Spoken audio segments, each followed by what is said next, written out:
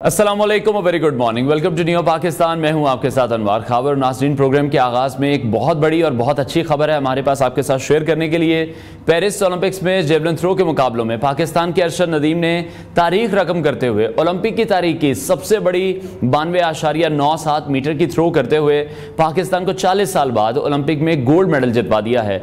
ये बहुत बड़ी कामयाबी है अरशद नदीम के लिए। पेरिस में जेवलिन थ्रो के फाइनल मुकाबलों का जब आगाज़ हुआ तो वॉलकट ने पहली बारी में 86.16 मीटर की थ्रो की, जबकि पीटर्स एंडरसन ने पहली बारी में नेजा 84.70 मीटर दूर फेंका। पाकिस्तान के अरशद नदीम पहली थ्रो सही नहीं कर सके थे और उनकी पहली थ्रो को फाउल करार दे दिया गया। इसके बाद कीनिया के प्लेयर की बारी में उन्होंने 80.20 की थ्रो की, जबकि जमहूरिया चेक ने भी 80 मीटर का हिंसा अबूर करते हुए 80.15 मीटर की थ्रो फेंकी। इसके बाद कीनिया के जूलियस ने पहली बारी में नेजे को 80.20, जबकि जमहूरिया चेक के जैकब ने पहली बारी में 80.15 मीटर दूर फेंका। इसके बाद पाकिस्तान के अरशद नदीम की तरह भारत के नीरज चोपड़ा और जर्मनी के जोलन वेम्बर भी पहली बारी में सही थ्रो न कर सके। फिनलैंड के लेसी ने पहली बारी में 81.78 मीटर की थ्रो की, जबकि उनके हमवतन ओलिवर ने पहली बारी में 81.24 मीटर की फाइनल थ्रो की है। और फिर हमने देखा कि जिस तरह से अरशद नदीम, पाकिस्तान के अरशद नदीम की दूसरी बारी जब आई तो फिर उन्होंने 92.97 मीटर की थ्रो करके अपने तमाम नाकदीन के मुंह बंद कर दिए, जो कि अक्रॉस दी बॉर्डर भी मौजूद हैं, पाकिस्तान में भी मौजूद हैं। हमने देखा कि किस तरह से हम अपने ही स्टार्स को तनकीद का भी बिला वजह तनकीद का निशाना बनाते हैं। और ये ओलंपिक की तारीख की सबसे बड़ी थ्रो है, एक सबसे बड़ा एजाज है उनके लिए। 132 साल की हिस्ट्री ओलंपिक्स की, कोई भी प्लेयर इतनी बड़ी थ्रो नहीं कर सका है। जबकि चांदी का तमगा जीतने वाले भारत के नीरज चोपड़ा पाकिस्तान के अरशद नदीम को सोने का तमगा जीतने पर मुबारकबाद पेश कर रहे हैं। अंडर एस्टिमेट किया जा रहा था अरशद नदीम को। हम देख रहे थे कि हिंदुस्तानी टीवी चैनल्स पर और जो उनके यूट्यूबर्स हैं खास तौर पर, वो अपने अपने चैनल्स पर बैठकर जब इस लाइव कवरेज को शेयर कर रहे थे अपने नाज़रीन के साथ, तो बड़े अजीब किस्म के रिमार्क्स पास किए जा रहे थे अरशद नदीम को लेकर। लेकिन जब उन्होंने थ्रो की, उन्होंने रिकॉर्ड कायम किया, फिर सभी उनकी तारीफ करने पर मजबूर हो गए। और उसके बाद हमने देखा किस तरह से नीरज चोपड़ा, हिंदुस्तानी जो प्लेयर थे, वो या तो कंफ्यूज हो गए या फिर आउट ऑफ द फॉर्म हो गए। वो जो भी थ्रो कर रहे थे वो थ्रो उनकी फाउल ही जा रही थी। अरशद नदीम ने 92.97 मीटर की थ्रो की, जबकि नीरज चोपड़ा 89.45 मीटर की थ्रो करके दूसरे नंबर पर रहे और पीटर्स 88.54 मीटर की थ्रो करके तीसरे नंबर पर रहे हैं। और इसके बाद भी हमने देखा कि पाकिस्तान के अरशद नदीम ने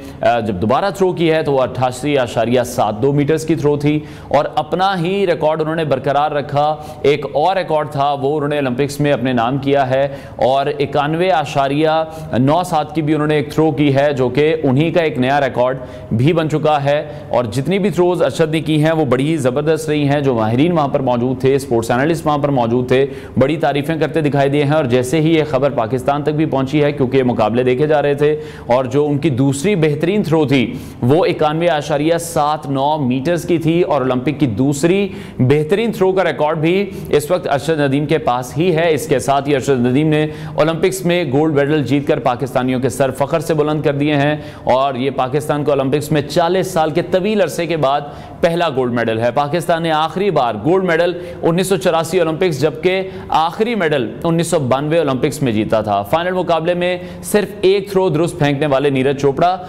89 मीटर से ज्यादा थ्रो फेंकने पर चांदी के तमगे के हकदार पाए हैं और ग्रेनेडा के पीटर्स एंडरसन ने कांसी का तमगा जीता है। इस हवाले से मजीद बात करेंगे। साबिक ओलंपियन ताहिर जमान खान ने हमें ज्वाइन किया। ताहिर साहब, बहुत शुक्रिया आपके वक्त के लिए। बहुत बड़ी अचीवमेंट है, बहुत बड़ी कामयाबी है पाकिस्तान के लिए, अरशद नदीम के लिए। पाकिस्तान के हीरो वो बन चुके हैं। ओलंपिक की हिस्ट्री में कभी ऐसा नहीं हुआ। जी, बहुत शुक्रिया मुझे इस खुशी में शामिल करने के लिए। सबसे पहले तो अरशद नदीम को मुबारकबाद देना चाहूँगा, जिसने पूरी कौम का सर फख्र से बुलंद कर दिया और 118 साल रिकॉर्ड तोड़कर एक बड़ी तारीखी कामयाबी हासिल की है। और उसके साथ साथ मैं उन सब ऑर्गेनाइजर्स का भी शुक्रिया अदा करना चाहूँगा जिन्होंने अरशद नदीम की तैयारी में अपना पार्ट प्ले किया है। उसकी फैमिली मुबारकबाद की मुस्तहिक है। सोचने वाली बात यह है कि हमारी मिट्टी बड़ी जरखेज है, इसमें बड़े बड़े लाल और हीरे हैं हमारी मिट्टी में, हमें उनको पॉलिश करने की ज़रूरत है। और अरशद नदीम ने पूरी कौम को, हमारे स्पोर्ट्स जो पॉलिसी मेकर्स हैं, उनको, हमारी गवर्नमेंट को एक मौका दिया है कि हम इस तरफ भरपूर तरीके से सोचें और अरशद नदीम जैसे और जो हीरोज़ हैं उनको निकाल के मुल्क का नाम रोशन करने के लिए इस्तेमाल करें। देखें 118 साल रिकॉर्ड तोड़ना कोई मामूली बात नहीं है। 32 साल बाद हम कोई भी मेडल जीता है ओलंपिक्स में, लास्ट बार्सिलोना में हॉकी में जीता था, और 40 साल बाद हम गोल्ड मेडल जीते हैं ओलंपिक्स में, जो कि लास्ट LA 1984 में वो भी हॉकी ने जीता था। स्टिल मैं इस मौके का फायदा उठाते हुए कहूंगा कि अभी भी पाकिस्तान में टीम स्पोर्ट्स में अगर देखा जाए तो हॉकी एक ऐसा इवेंट है, अगर उसकी हम भरपूर तवज्जो दें, उसके ऊपर और ज्यादा फोकस, हाई परफॉर्मेंस सेंटर्स में उसकी प्लेयर्स की तैयारी की जाए, इसको फंड्स प्रोवाइड किए जाएं, तो हम हॉकी में भी दोबारा से मेडल जीत सकते हैं इंशाल्लाह। बिल्कुल ताहिर साहब, आप दुरुस्त फरमा रहे हैं। मैं यहां पर आपकी फीलिंग्स भी जानना चाहूंगा, क्योंकि एक लम्हा आपकी जिंदगी में भी आया था 1992 में, जिस तरह से आप भी उस टीम का हिस्सा थे, कांसी का तमगा आखिरी बार हमने तब जीता था, तब क्या एहसास थे आपके? देखें, ये जो ओलंपिक गेम्स का हिस्सा होते हैं ना, वो ही बता सकते हैं कि ओलंपिक गेम्स का एटमॉस्फेयर क्या है, और वहां पे परफॉर्म करना, अपने मुल्क के झंडे को ऊपर करना और नेशनल एंथम का जो सुनना है, वो नाकाबिले बयान जो है ना, वो एहसासात हैं। लास्ट जो हम बार्सिलोना में जीते थे, उस वक्त भी हम बहुत फेवरेट थे गोल्ड मेडल जीतने के लिए, लेकिन अल्हम्दुलिल्लाह फिर भी ब्रॉन्ज मेडल जीता।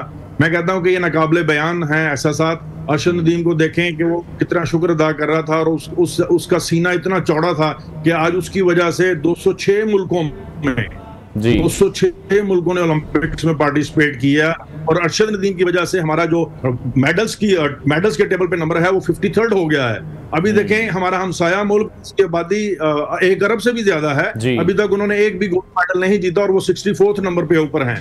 सो अरशद नदीम का भी शुक्रिया अदा करते हैं, उसकी फैमिली शुक्रिया अदा करते हैं कि उसने हमें मौका फराहम किया है कि हम सेलिब्रेट कर सकें उसके गोल्ड मेडल की विक्ट्री को। बिल्कुल ताहिर साहब, सबसे बड़ी स्टेज है ये दुनिया में खेलों के हवाले से अगर हम बात कर रहे हैं, तो आप समझते हैं कितना प्रेशर होता है उस टाइम पर एक प्लेयर पर? और वैसे भी अरशद, तो हम देख रहे थे कि इंडिविजुअल इसमें खेल रहे थे, कोई टीम वर्क उस तरह नहीं सही था, ग्राउंड में वो खुद से मौजूद थे। जिस तरह से हमने कल नीरज चोपड़ा को भी देखा, वो प्रेशर में आ गए, कंफ्यूज हो गए, फाउल पे फाउल वो कर रहे थे। तो एक प्लेयर के लिए उस टाइम पर वो जो मोमेंट है वो बहुत प्रेशर होता है, इसमें कोई शक नहीं है। आपने पहले भी इंट्रो में ये बात मेंशन की है। टेक्टिकली देखा जाए तो हाई प्रेशर सिचुएशंस को हम जानते हैं, हाई परफॉर्मेंस लेवल पे उनका क्या इम्पैक्ट होता है। मैं अपनी फैमिली बच्चों के साथ अरशद का थ्रो देख रहा था, जब उसने सेकंड थ्रो की है और ये 92.97 मीटर की है, तो मैंने उसी वक्त उनको कह दिया था कि अब इसको कोई नहीं बीट कर सकेगा, इवन अरशद नदीम भी खुद अपनी बीट नहीं कर सकेगा। सो ये एक ऐसा प्रेशर क्रिएट किया है उसने अपनी सेकंड थ्रो से कि नीरज चोपड़ा जो है वो उसके बाद संभल नहीं पाए। वो बड़े टैलेंटेड एथलीट हैं, लेकिन उसकी जो पहली जो सेकंड थ्रो थी अरशद नदीम की, जो 92.97 गई है, उसका एक इतना स्ट्रॉन्ग इंपैक्ट था कि सबके ऊपर उसने प्रेशर क्रिएट किया, और कोई भी जो है उसकी बेस्ट थ्रो को बीट नहीं कर सका। बिल्कुल ऐसी। अच्छा, दूसरी भी जो उन्होंने थ्रो की, फिर बाद में भी कुछ चौथी पांचवी जो थ्रो थी उनकी, उसमें भी उन्होंने अपना ही रिकॉर्ड को कायम रखा। अब दोनों ओलंपिक्स में जो रिकॉर्ड हैं वो उनके पास ही हैं, 92.97 का भी और 91.79 का भी। तो एक ही इवेंट में दोनों रिकॉर्ड बनाना, ये भी अपने आप में बहुत बड़ी बात है। ये भी काबिले सताइश है, इसमें कोई शक नहीं है। देखें, 118 साल पहले नॉर्वे के कोई खिलाड़ी थे जिन्होंने 90 पॉइंट समथिंग थ्रो की हुई है। ये रिकॉर्ड तोड़ना कोई मजाक की बात नहीं है। एक सदी से ज्यादा अरसे पे मुहीद रिकॉर्ड था। मैं कहता हूं कि ये सही मानों में हमारा रियल हीरो है अरशद नदीम। और मैं फिर दोबारा इस तरफ आना चाहूंगा कि हमें देखना चाहिए कि ये जो स्पोर्ट्स का एक इवेंट है, या स्पोर्ट्स की जो भी फेस्टिविटी होती है, वो एक ऐसा मकाम है जो किसी भी मुल्क के एक बहुत पॉजिटिव और स्ट्रॉन्ग इमेज को दुनिया में बिल्डअप कर सकता है। हमें इस मौके को कभी नहीं गंवाना चाहिए। इस तवसत से ही अरशद नदीम ने ही हमें यह मौका दिया है कि हम इसके ऊपर डेलिब्रेट करें, नेशनल स्पोर्ट्स पॉलिसी बनाएं, हाई परफॉर्मेंस सेंटर्स बनाएं, जो तैयारी से पहले के मराहल हैं। माजरत के साथ कहता हूं कि हमारी गवर्नमेंट, हमारी स्पोर्ट्स बोर्ड को सोचना चाहिए, जो तैयारी से पहले के मराहल हैं वहां जाएं। आज सारी दुनिया अरशद नदीम को लाखों करोड़ों अरबों रुपए देना चाह रही है, जो कि बहुत अच्छी बात है। उसने काम ही ऐसा किया, उसको मिलने चाहिए। लेकिन क्या वो जो तैयारी के मराहल हैं उस वक्त कोई स्पॉन्सर देता है? वो उस वक्त हमारे खिलाड़ियों को कोई वेलफेयर के ऊपर काम करता है? उस वक्त उनकी कोई इंश्योरेंस पॉलिसी को कवर अप करता है? अगर हम ये सब कुछ करना शुरू कर दें तो मैं समझता हूं कि अरशद नदीम जैसे कई और हीरो पाकिस्तान पैदा कर सकता है, जो आने वाले ओलंपिक्स में हमारे लिए मेडल्स जीतें। तो मौका फराहम किया है उसने हमें कि हम इसके ऊपर बहुत सीरियसली सोचें और एक नेशनल स्पोर्ट्स पॉलिसी ऐसी बनाएं कि जिसमें अट्रैक्शन क्रिएट की जाए। ओलंपिक्स मेडल, एशियन गेम्स के मेडल्स, पहले से एक रिवॉर्ड सिस्टम बनाना चाहिए कि खिलाड़ियों को तैयारी करते वक्त पता हो कि अगर मैं अपने मुल्क का नाम रोशन करूंगा तो मुझे भी इनामात से नवाजा जाएगा। ठीक है। अच्छा ताहिर साहब, आपकी इसी बात को मैं कंटिन्यू करना चाहूंगा। आप समझते हैं it could be a game changer, it could be a turning point for Pakistan sports, और पाकिस्तान स्पोर्ट्स बोर्ड में जो अहदेदारान बैठे हैं उनको ये अब सोचने की जरूरत है कि हमें बाकी एथलीट्स पर भी काम करना है। नो डाउट पाकिस्तान में सबसे जो फेवरेट गेम है वो इस वक्त क्रिकेट है, लेकिन क्रिकेट से बाहर निकलकर भी सोचना होगा। 25 करोड़ आवाम का ये मुल्क है और फिर हम ये देखते हैं कि अनफॉर्चुनेटली सिर्फ 7 लोग ऐसे थे जो हमें ओलंपिक्स में रिप्रेजेंट करने के लिए वहां पर मौजूद थे। वो जीते या हारे वो एक अलग स्टोरी है, लेकिन इतनी कम तादाद में हमारे यहां से एथलीट्स जा रहे हैं। इन तमाम एथलीट्स की सरपरस्ती बहुत ज्यादा जरूरी है। अब हुकूमत को सोचना होगा इन चीजों से, क्रिकेट से बाहर निकलकर भी देखना होगा, और जो स्पॉन्सर्स हैं शायद उन्हें भी अब आगे बढ़ना होगा। बगैर किसी शक के मैं कहता हूं कि ये नहीं सोचना चाहिए कि क्या ये टर्निंग पॉइंट हो सकता है। ये डेफिनेटली टर्निंग पॉइंट होना चाहिए हमारे स्पोर्ट्स में, एक ड्रास्टिक किस्म की चेंजेस लाने के लिए। मैंने जैसे कहा कि तैयारी के मराहल में पहले कैसे एथलीट किस हाल में होते हैं, उनकी तैयारी के लिए हम उनको कितना फैसिलिटेट करते हैं, इन सब चीज़ों के ऊपर काम करने की ज़रूरत है। और गवर्नमेंट को भी सोचना चाहिए, हमारे स्पोर्ट्स बोर्ड के इदारों को भी सोचना चाहिए। हमें चाहिए जो नेशनल फेडरेशंस हैं उनको हम स्ट्रॉन्ग करें, उनके फंड्स को बढ़ाएं ताकि वो अपने खिलाड़ियों की तैयारी बेहतर तरीके से कर सकें। हाई परफॉर्मेंस लेवल पे जब आप कंपीट करेंगे, स्पेशली जब ओलंपिक्स गेम्स की बात करते हैं, जब वर्ल्ड चैंपियनशिप की बात करते हैं, वो बगैर बेहतरीन किस्म की प्रैक्टिस के नहीं हो सकती। और अनफॉर्चुनेटली बेहतरीन किस्म की प्रैक्टिस के लिए, हाई लेवल के कंपटीशन के लिए आपको दूसरे मुल्कों में जाना पड़ता है जहां आपसे बेहतर लोग जो हैं, लोग मौजूद हैं, कोचेस हैं, प्लेयर्स हैं, एथलीट्स अवेलेबल हैं। ये मैं कहता हूं हो सकता है, नहीं होना चाहिए। ये डेफिनेटली एक टर्निंग पॉइंट होना चाहिए हमारे स्पोर्ट्स में, एक बहुत बड़ी ड्रास्टिक तब्दीली लाने के लिए। ठीक है। अच्छा ताहिर साहब, आप किस तरह से देख रहे हैं, जैसे कॉमनवेल्थ गेम्स में अरशद गए थे, पहले भी मेडल जीत के लाए, उसके बाद भी हमने उनके बहुत सारे इंटरव्यूज देखे, उनकी स्टोरी देखी। मियां चन्नू से उनका ताल्लुक है, एक ऐसे पसमानदा इलाके से ताल्लुक रखने वाला नौजवान जो कि आज पूरी दुनिया में उसका नाम छाया हुआ और उसकी वजह से पाकिस्तान का नाम रोशन हो रहा है। ये हम सबके लिए बड़ी एजाज़ की बात है कि जिस तरह से अरशद नदीम पाकिस्तान को रिप्रेजेंट करते आए हैं। आप किस तरह से देख रहे हैं, हाई परफॉर्मेंस सेंटर पाकिस्तान में उस तरह से मौजूद नहीं है, बाहर उन प्लेयर्स को नहीं भेजा जाता है। जब ये प्लेयर्स मुकाबले की तैयारी कर रहे होते हैं तब कोई नहीं पूछता है। आज तो अरशद नदीम की बात हो रही है, आज उनका नाम लिया जा रहा है, आज स्पॉन्सर्स भी उनके पीछे भागेंगे, लेकिन वो जो मरला है जब वो तैयारी कर रहे हैं, मुश्किलात से गुजर रहे हैं, तब उनके साथ कोई नहीं होता। अक्रॉस द बॉर्डर हमने देखा नीरज चोपड़ा की जो फैसिलिटीज वहां पर मौजूद थी, सब यही कह रहे थे कि पाकिस्तानी प्लेयर किसी भी तरह नहीं जीत सकेगा, क्योंकि वहां पर जो ट्रेनिंग दी जाती है, वहां पर जो इक्विपमेंट मौजूद है, वो जो फैसिलिटीज उनके प्लेयर्स को मिलती हैं, उसके बावजूद इतना बड़ा कारनामा सर अंजाम देना, उसके बाद अब आपको लगता है कि बेहतरी यकीनी तौर पर आनी चाहिए, वजीर आजम को स्टेप इन करना चाहिए, किसी भी ऐसे बड़े ओहदेदार को स्टेप इन करना चाहिए और इस इशू को सीरियसली, मतलब इस पर बात होनी चाहिए बगैर किसी शक के। जैसे मैं यहाँ पे ये जिक्र करता चलूँ, मियां चन्नू का आपने जिक्र किया, बेसिकली मेरा तल्लक भी जिला टोपा टेक सिंह गोजरा से है और मेरे ग्रैंड पेरेंट्स मियां चन्नू से हैं। अगर मैं I would be in position to be very honest कि मैं मियां चन्नू में एक हाई परफॉर्मेंस और डेवलपमेंट सेंटर अरशद नदीम के नाम से ही कायम कर दूं, उसको भी पैसे मिलने चाहिए, तो वहां पे एक ऐसी फैसिलिटी क्रिएट कर दूं, क्योंकि अब वो रोल मॉडल बन गया हुआ है हमारी यंग जनरेशन के लिए, जो उसको देख रहे थे, जिसने पाकिस्तान के लिए तारीखी कामयाबी हासिल की है, उसको के पेरेंट्स को, उसके जो जानने वाले हैं, दोस्त सर्कल, सबको पता चलना चाहिए कि उसने कितना बड़ा कारनामा इस मुल्क के लिए किया है। मियां चन्नू में अगर डेवलपमेंट और हाई परफॉर्मेंस सेंटर का इनकार कर दे गवर्नमेंट, तो आप देखेंगे कि आने वाले वक्त में ये कितना बड़ा काम होगा। सिर्फ जरूरत इसी चीज की है कि हम जो दिखता है उसके ऊपर ज्यादा रिएक्ट करते हैं। हमें ये कोशिश करनी चाहिए कि ये दिखने के लिए जो सारे मराहल हैं उनको तय करते वक्त हम अपनी सोच में फिक्र लेकर आए। जब हमारी सोच में फिक्र आ जाएगी, ये तैयारी के हम बेहतर करेंगे। मैं बड़े वसूख से कह सकता हूं कि पाकिस्तान में ऐसे ऐसे लाल और हीरे मौजूद हैं जो इस मुल्क का नाम बहुत अच्छे तरीके से दुनिया में हमारा सर फख्र से बुलंद कर सकते हैं। बेशक। अच्छा 32 साल पहले हूं कि हॉकी का हमने उरूज भी देखा, लेकिन फिर हॉकी पर ऐसा सवाल आया कि फिर ऐसा लगता ही नहीं है कि ये पाकिस्तान का कौमी खेल है। अब बस मैं ये कहूंगा कि शुएर खरगोश वाला सिलसिला हुआ, हम सबसे आगे थे दुनिया में हॉकी में, हमने बहुत ज्यादा वर्ल्ड चैंपियनशिप और ओलंपिक्स भी जीते हुए हैं। अभी भी हमारा दुनिया में रिकॉर्ड है 4 वर्ल्ड चैंपियनशिप जीतने का और 3 ओलंपिक्स जीतने का। वो वक्त था कि हम अपने रिसर्च डिपार्टमेंट्स तैयार करते, आने वाले जो चेंजिंग डायनामिक्स हैं रूल्स के निस्बत से उनको देखते और उनके ऊपर भरपूर तैयारी करते।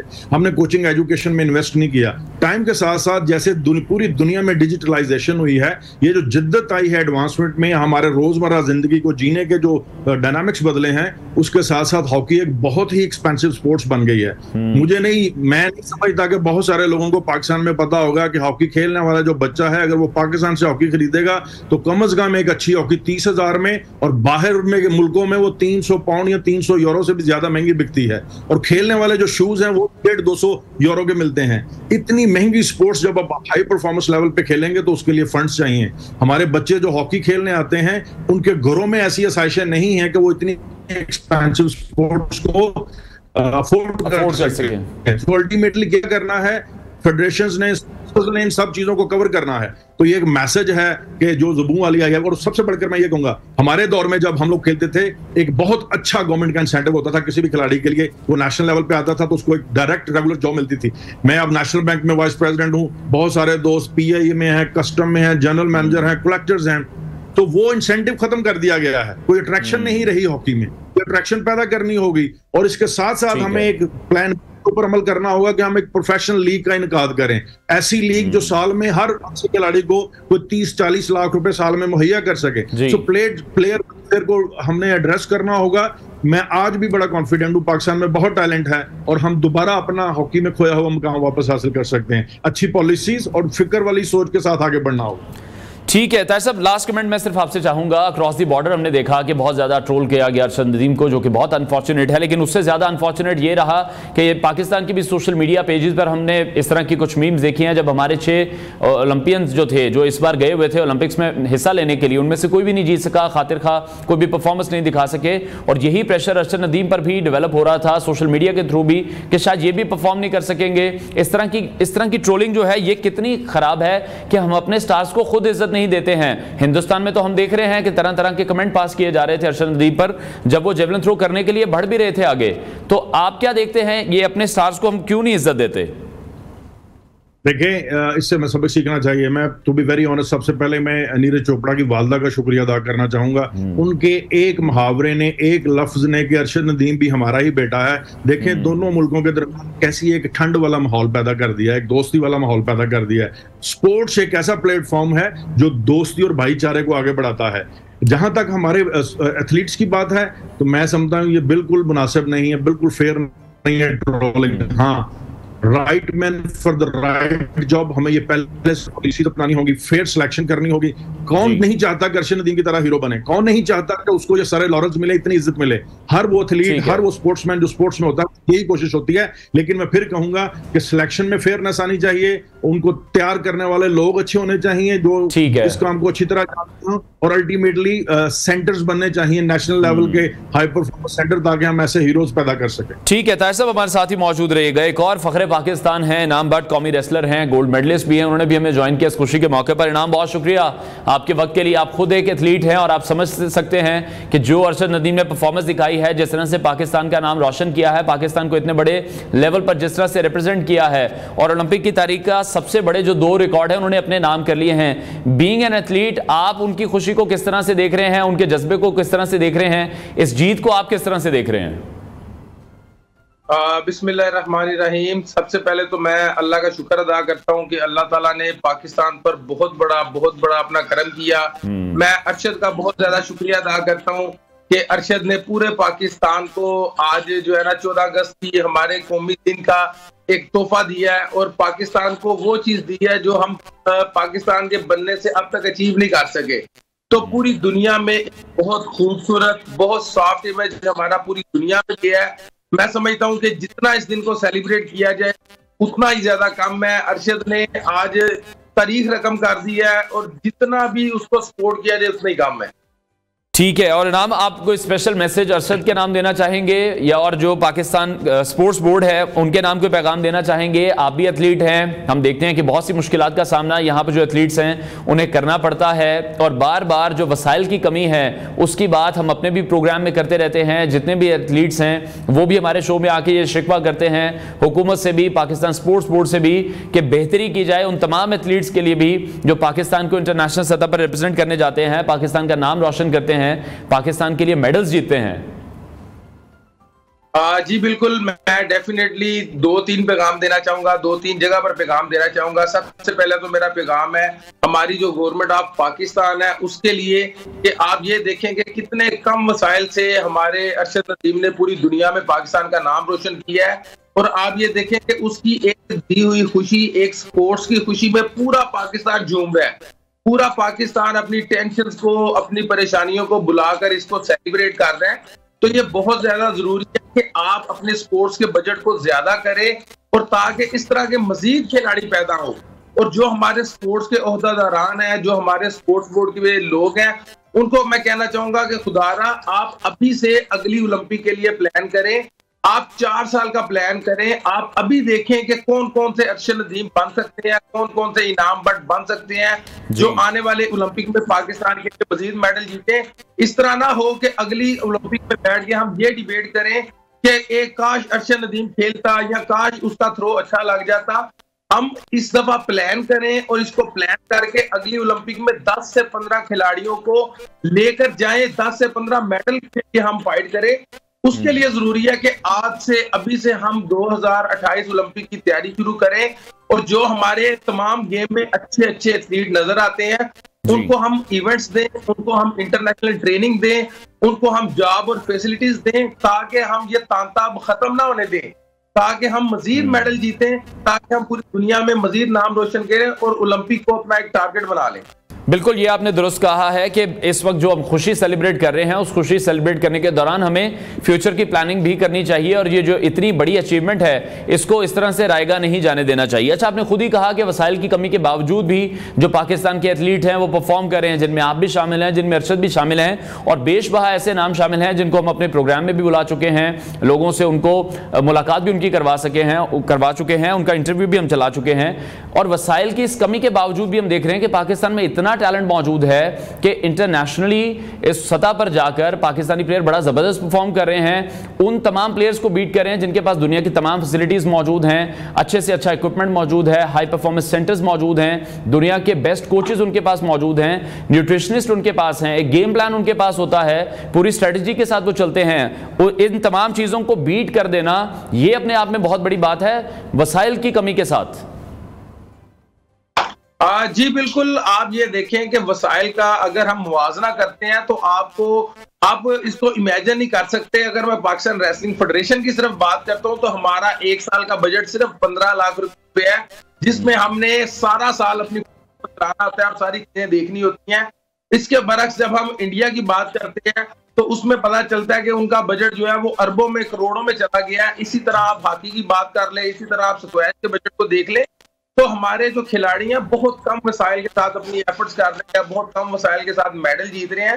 तो अब जरूरत है कि हम इनके लिए करें। अरशद नदीम ने एक डोर ओपन किया, अरशद नदीम ने एक हमारे लिए एक राह ओपन कर दी है, हमारी हुक्मरानों को बता दिया कि हम कर सकते हैं। तो अब ये टाइम है, अब हम इसको जो पीछे गुजर गया उससे सबक सीखें कि हम क्या चीजें अचीव कर सकते हैं। पाकिस्तान 25 करोड़ की आबादी का मुल्क है और छोटे छोटे मुल्क आते हैं 20-20, 25-25 लाख आबादी के और 20-20 मेडल लेके जा रहे हैं। तो हम अपनी इस आबादी को इस्तेमाल करें, हम अपने टैलेंट को इस्तेमाल करें, हम इन पर सिर्फ एक अच्छी तरह पैसे लगा दें, एक अच्छी तरह इनको स्ट्रक्चर प्रोवाइड करें, तो डेफिनेटली हम पाकिस्तानी दिखाते आए हैं, दिखा रहे हैं, और बहुत कैपेसिटी है कि आने वाले दिनों में भी हम अपनी 100% दें तो हम कम से कम 50 मेडल ओलंपिक में जीत सकते हैं। इंशाल्लाह। ठीक है, बिल्कुल जिस तरह से आप ये कह रहे हैं कि जब भी कोई इस तरह की कामयाबी आती है, हम देखते हैं कि तमाम जो पाकिस्तानी सेलिब्रिटीज़ हैं, हमारे जो क्रिकेट स्टार्स हैं, हमारी क्रिकेट टीम के कप्तान बाबर आजम जो थे,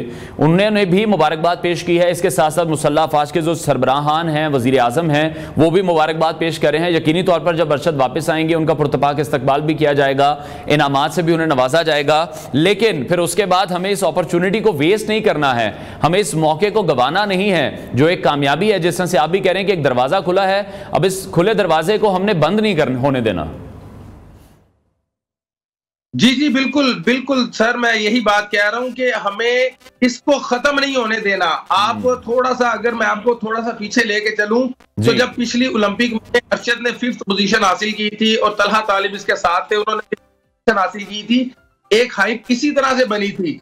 जब भी हमारे खिलाड़ी जीतते हैं तो 1-2 दिन, 1 वीक, 15 दिन, 1 माह चीजें चलती हैं, लेकिन उसके बाद इसका टेम्पो बहुत स्लो हो जाता है। इसके बाद इसको बहुत ज्यादा एकदम मंजर से चीजें गायब हो जाती हैं और फिर अपने प्रीवियस रिकॉर्ड से और प्रीवियस पेस से चलना शुरू हो जाती हैं। तो इस दफा मैं मीडिया से भी यही रिक्वेस्ट करूंगा, मैं तमाम अदारों से भी यही रिक्वेस्ट करूंगा। मुझे बहुत खुशी हुई कि मैंने देखा, मैं भी रात को जाके देख रहा था, कुछ टीवी चैनल पे साथ हम बात भी कर रहे थे कि वजीर आजम पाकिस्तान भी इस इवेंट को देख रहे थे और उन्होंने लाइव रात को इस इवेंट को देखा है। तो जिस तरह अब ये एकदम से चीजें स्टार्ट हो गई हैं, एकदम से माहौल बन गया ना, इसको अब टूटने नहीं देना चाहिए। मैं सबसे पहले तो वजीर आजम साहब को कहूँ बजट इतना कर दें कि हम इस तरह के अरशद मजीद पैदा करें। ठीक है, इनाम हमारे साथ ही मौजूद रहेगा। ताहिर साहब, आपकी तरफ मैं आऊँगा, आपसे जानना चाहूँगा कि बहुत से हमारे प्लेयर्स हैं यकीनी तौर पर, जिनमें अरशद भी हैं, अभी हम इनाम से भी बात करें, हमारे बहुत अच्छे एथलीट्स हैं जो पाकिस्तान के लिए फिर खेलते हैं, जी जान अपनी लगाते हैं, वसाइल उन्हें मिले ना मिले, हुकूमती सरपरस्ती हो या ना हो, स्पॉन्सर्स उन्हें मिले या ना हो, लेकिन फिर बहुत से ऐसे प्लेयर्स भी हैं जो फिर दिल बर्दाश्ता हो जाते हैं और फिर रुख करते हैं दूसरे ममालिक का। फिर हम देखते हैं कि वो हमारे ही जो पाकिस्तानी टीम के प्लेयर्स होते हैं उनके साथ हमें कम्पीट करते दिखाई दे रहे होते हैं, क्योंकि वहाँ पर उन्हें फैसिलिटीज़ अच्छी मिलती हैं, वहाँ पर उन्हें पैसे अच्छे मिलते हैं, वहां पर उन्हें तमाम टीम, कोचिंग स्टाफ और गाइडेंस बड़ी अच्छी मिलती है। हमारे बहुत से खेलों में ऐसे हो चुका है, हॉकी में हो चुका है, क्रिकेट में हो चुका है कि पाकिस्तान से प्लेयर्स बाहर की टीमें अब लेकर जा रही हैं।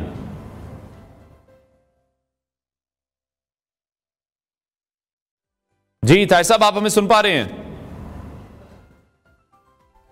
जी जी, मैंने सुनी आपकी बात और मैं कहूंगा कि इनाम ने भी बड़ी अच्छी बात की है कि अगले 4 साल की प्लानिंग करनी चाहिए। ये एक डोर ओपनिंग है और इसका भरपूर इस्तेमाल करना चाहिए, इसमें कोई शक नहीं है। मैं फिर यही कहूंगा कि अपनी सोच में फिक्र लाने की जरूरत है। ये जो कम वसाइल होने के बावजूद अरशद नदीम ने कारनामा अंजाम दिया है और हमारा सर फख्र से बुलंद किया है, ये एक स्ट्रॉन्ग विल पावर है। एज ए नेशन जो है, अगर हम किसी भी नेशन के करैक्टरिस्टिक्स को वैल्यूएट करते हैं, हिस्ट्री में जाएंगे, हम देखेंगे इंडिविजुअल कैपेसिटी में हमें बहुत बहुत स्ट्रॉन्ग किस्म के, बड़े बड़े किस्म के लीडर्स पैदा हुए हैं।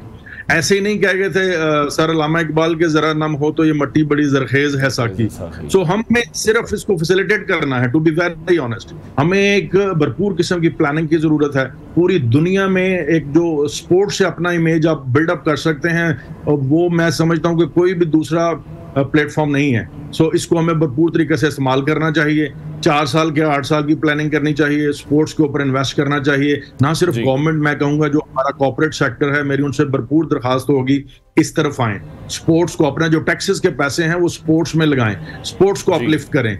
स्पोर्ट्स को अपलिफ्ट करने के लिए मैं सिर्फ 1 पॉइंट बात करना चाहूंगा जो मुझे एक जाती तौर पे as a sports person feel होती है। स्पोर्ट्स वेलफेयर में प्लेयर वेलफेयर के ऊपर काम करना होगा। प्लेयर्स को जब आप सेटिस्फाई करेंगे, उनको मोटिवेट करेंगे, उनके लिए इंसेंटिव्स क्रिएट करेंगे, तो फिर ये चीज आगे बढ़ेगी और इसमें प्रोसेस की कंटिन्यूटी के साथ, तसलसल के साथ हम ऐसी जगह पे पहुंच जाएंगे कि हमारा नाम जो है उन मुल्कों में आ जाए जो सबसे ज्यादा मेडल जीतते हैं। कोई बड़ी बात नहीं है, सिर्फ एक अच्छी सोच और फिक्र वाली सोच के साथ शुरू करने की जरूरत है। मुझे बड़ा यकीन है इस बात का कि पाकिस्तान में बहुत टैलेंट है, हर स्पोर्ट्स में बहुत टैलेंट है, वो टीम स्पोर्ट्स हो, वो हॉकी हो, वो इंडिविजुअल स्पोर्ट्स हो। हमें सिर्फ प्लेयर वेलफेयर के ऊपर काम करना होगा, उनकी मोटिवेशन चाहिए, उनके लिए incentives, sponsorships, corporate sector, government level, हर लेवल पे हमें उन्हें भरपूर तरीके से जो है उनके लिए सहूलियात का दस्तयाब करना है। ठीक है, बहुत शुक्रिया साबिक ओलंपियन ताहिर जमान खान और कौमी रेसलर इनाम भट्ट हमारे साथ इन कॉन्वर्सेशन थे। आप दोनों का बहुत शुक्रिया। ब्रेक लेते हैं नाजरीन, ब्रेक के बाद आपको दोबारा ज्वाइन करेंगे।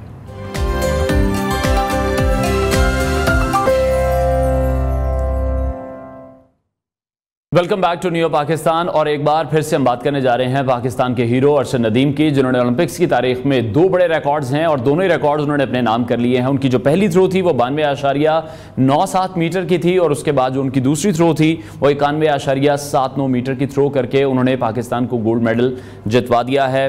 भारतीय जो प्लेयर थे नीरज चोपड़ा वो दूसरे नंबर पर रहे हैं और उनकी जो एक ही थ्रो उनकी कामयाब रही और वो 89.45 मीटर की थ्रो थी।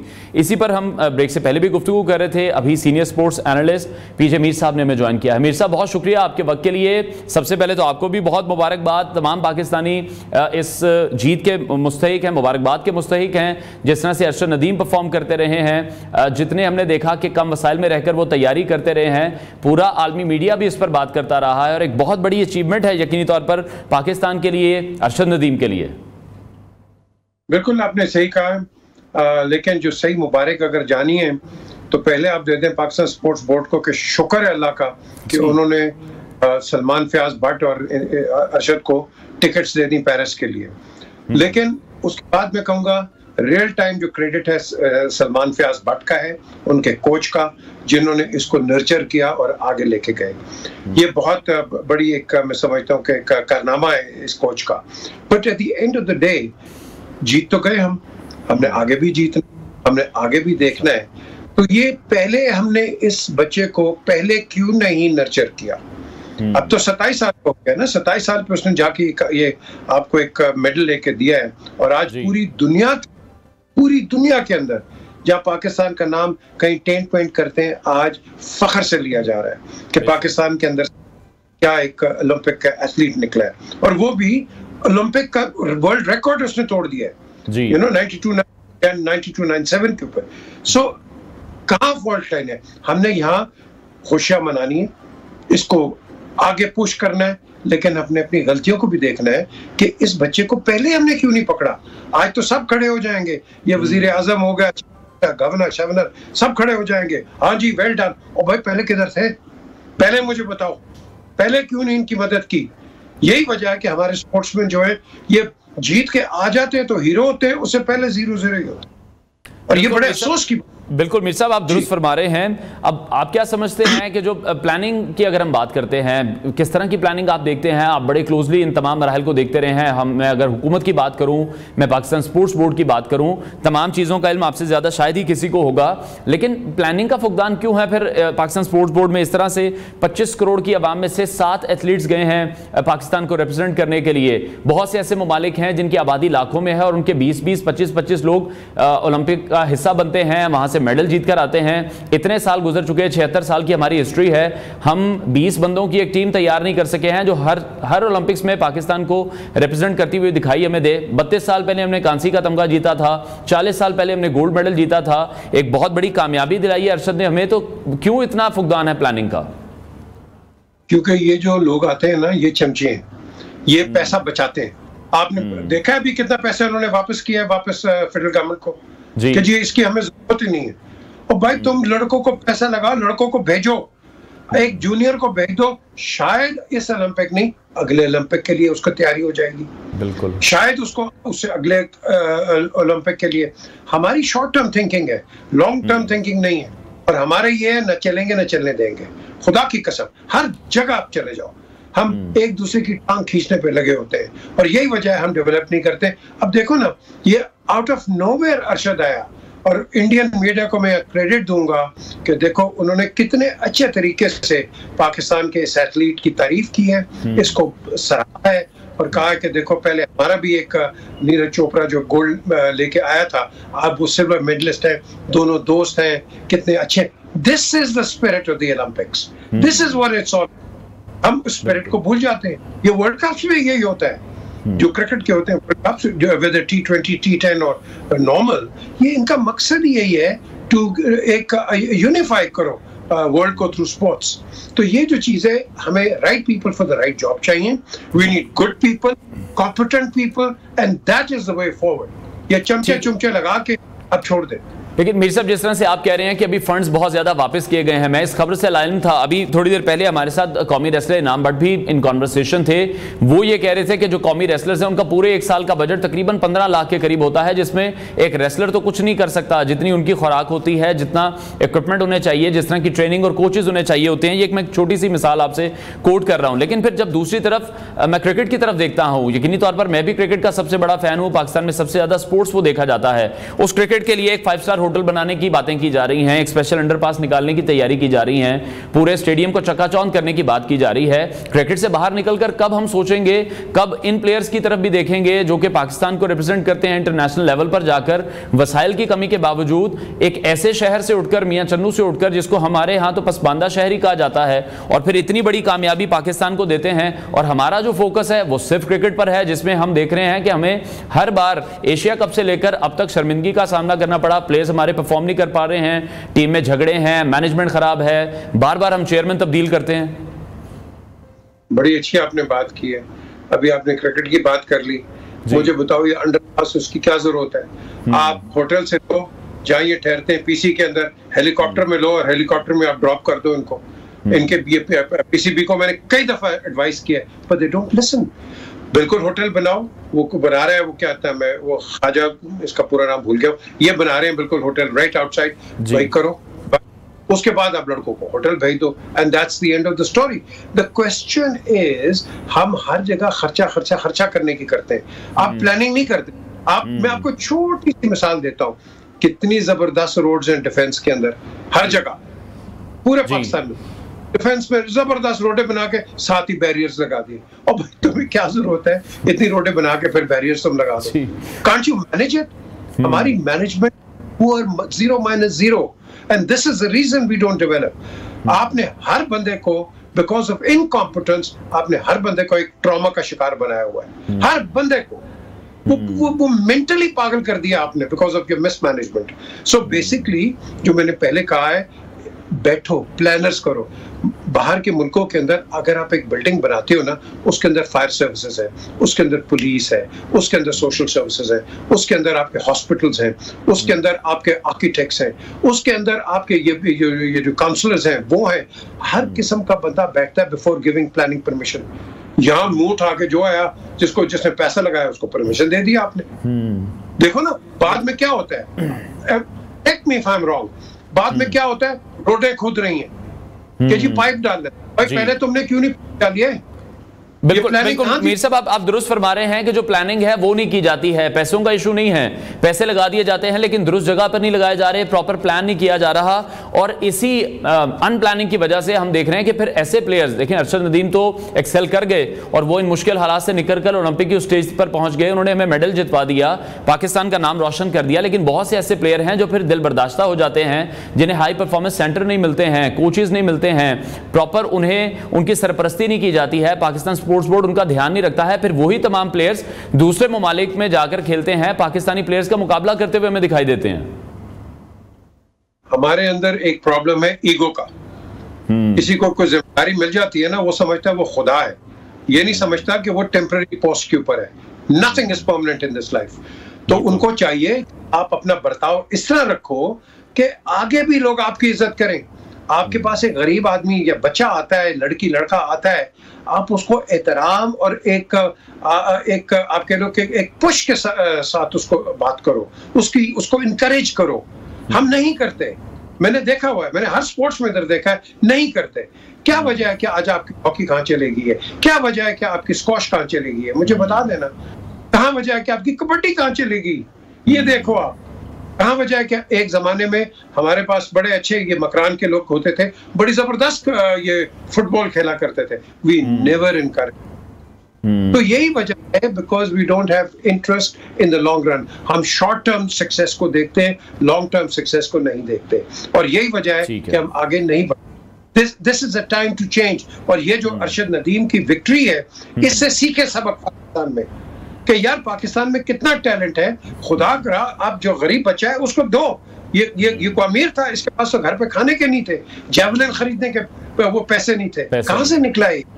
So we need to help such people and encourage them.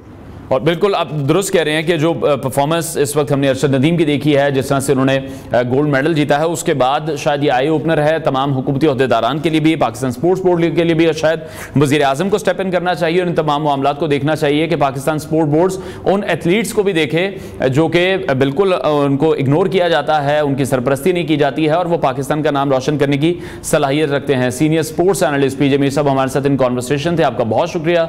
Break लेते हैं नाज़रीन, ब्रेक के बाद आपको दोबारा ज्वाइन करेंगे।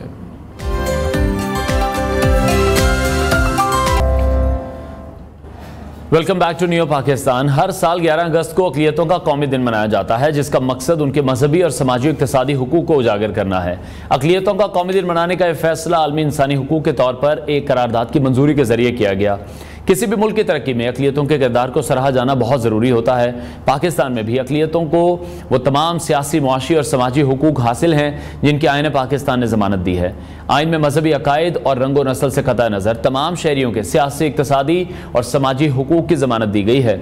अगर इस्लाम की तालीमात का जिक्र करें तो हमारा मजहब अक़लियतों के हुकूक के तहफ़्फ़ुज़ और तमाम लोगों के दरमियान मसावात, हम आहंगी के जज्बे को फ़रोग़ देने और हमारे मतनू मुआशरे में इत्तेहाद की पुरज़ोर वकालत करता है। इसी हवाले से बात करने के लिए आज हमारे साथ स्टूडियोज़ में मौजूद हैं सूबाई वज़ीर अक़लियती उमूर सरदार रमेश सिंह ने हमें ज्वाइन किया है। सर रमेश साहब, बहुत शुक्रिया आपके वक्त के लिए। सबसे पहले मैं ये जानना चाहूँगा इस दिन की अहमियत के हवाले से और पाकिस्तान में जो अक़लियतों की सूरत हाल है उस पर भी ज़रा हमें ब्रीफ कीजिएगा। सबसे पहले तो बहुत शुक्रिया न्यूज़ चैनल का, न्यूज़ टीवी का, आज अपने मौका बख्शा। और इससे पहले कि हम अपनी बात का आगाज़ करें, पूरी कौम को मुबारक हो। आज हमारे नौजवान ने पूरी कौम का सर फ़ख्र से बुलंद किया और आज जो गोल्ड मेडल जीत के आए पाकिस्तान के अरशद नदीम साहब, वाकई मुबारक के मुस्तक हैं और की लगातार लगन थी, कमिटमेंट थी और आज उन्होंने अपने हमने रिजल्ट देखा उसका। मेरी तरफ से, माइनॉरिटी की तरफ से, पूरे पाकिस्तान की तरफ से अरशद नदीम को, उनके पूरे ख़ानदान को, उनके कोच को, हर एक को मुबारक हो, हम सब टीम को मुबारक हो। बहुत शुक्रिया। रही बात अक़लियत के दिन के हवाले से, इस दिन की अपनी हिस्टोरिक सिग्निफिकेंस है। कायद आज़म मोहम्मद अली जिन्ना की जो फर्स्ट कॉन्स्टिट्यूएंट असम्बली के साथ खिताब था 11 अगस्त को, उस खिताब में कायद आज़म मोहम्मद अली जिन्ना ने जो पाकिस्तान के खाका पेश किया, नक्शा पेश किया, उन्होंने कहा आज से आप आज़ाद हैं अपने मंदिर जाने के लिए, मस्जिद जाने के लिए और जो भी आपकी इबादत का है। जी सो एक फाउंडेशन ले की कायद आज़म मोहम्मद अली जिन्ना ने कि जो मेरा पाकिस्तान है, मेरे पाकिस्तान के अंदर सबको मजहबी आज़ादी होगी।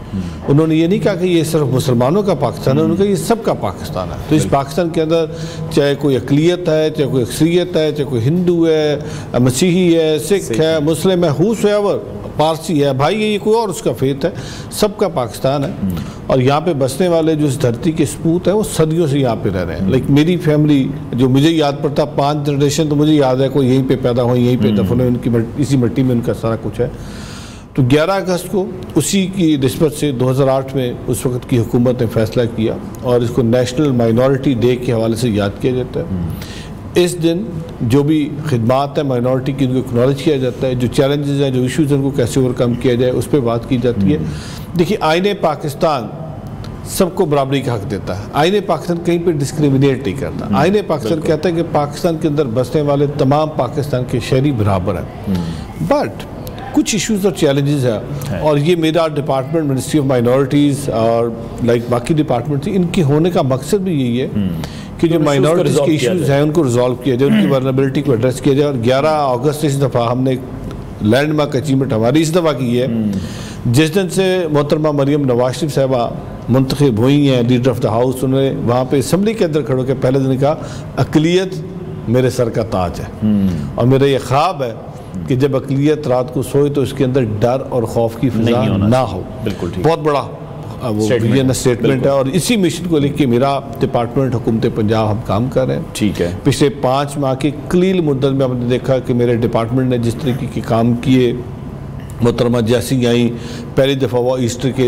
दिनों में मसीह भाइयों के लिए, बहनों के लिए ग्रांट आई, स्पेशल ग्रांट आई, उससे पहले कभी नहीं हुआ।